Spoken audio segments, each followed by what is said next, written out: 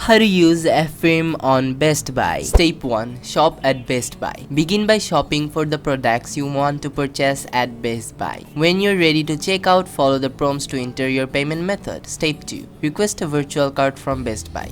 Download the Affirm app or visit affirm.com if you don't have the app. Request a one-time use virtual card for Best Buy within the Affirm app or on the website. Specify the amount you want to spend at Best Buy and select a suitable payment plan. The Affirm system will generate a virtual card with the specified amount and payment plan. Copy and paste the virtual card details during the checkout process at Best Buy. Step 3. Make simple and easy payments. After completing your purchase at Best Buy using the virtual card, use the Affirm app to visit affirm.com to manage your payments. Within the Affirm app or website, you can set up autopay for automatic payment or manually make payment for your Best Buy purchase. Using these steps, you will be able to shop at Best Buy and utilize Affirm's financing option to make payments for your purchases. The one-time use virtual card from Affirm acts as a payment method during the checkout process,